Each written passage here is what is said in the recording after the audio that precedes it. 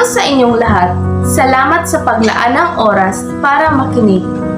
Hindi ko alam ang pinagdadaanan mo ngayon. Maaring masaya ka, pagod o nahihirapan sa pag-aaral, pamilya o sa mga bagay na walang ibang nakakaalam. Ano man ang nararamdaman mo ngayon, sana ay maipaalala ko sa iyo, hindi ka nag-iisa.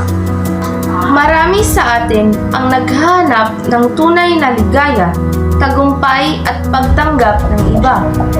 Maganda man ang mga ito, hindi nito kayang punuin ang pagkukulang sa puso mo.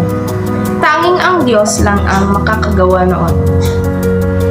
Alamin mo ito, hindi ka aksidente. Nilikha ka ng Diyos na may tiyak na layunin. Mahalaga ka kahit pakiramdam mo ay mahina ka, walang halaga o naliligaw. Nakikita ka niya. Alam niya ang iyong mga hirap, pangarap at takot.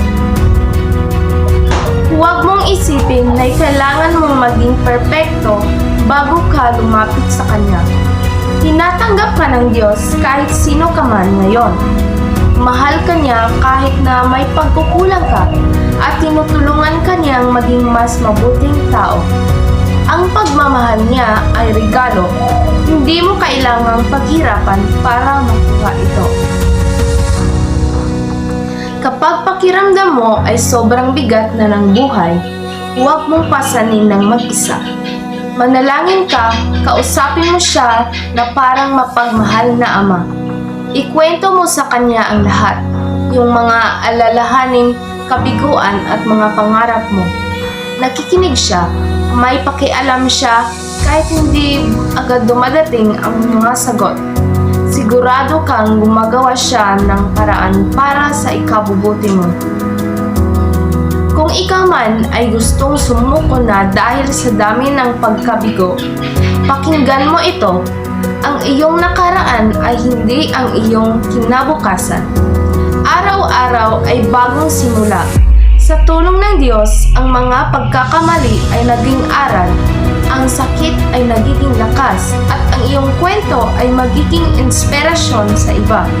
Kaya ito ang hamon ko sa iyo. Maglaan ka ng kahit ilang minuto para sa Diyos araw-araw. Manalangin, magpasalamat, magbasa ng salita niya. Tumulong ka sa iba, magpatawad at maniwala. Kahit hindi mo nakikita, gumagawa siya ng paraan sa buhay mo. Tandaan, hindi kailangan maging perpekto. Ang mahalaga ay nahayaan mong bugin ka ng Diyos araw-araw. Magtiwala ka pa sa Kanya. Mas mahalin ang kapwa at huwag na huwag kang susuko. Pagpalain ka nawa, bigyan ka ng kapayapaan, lakas at pag-asa.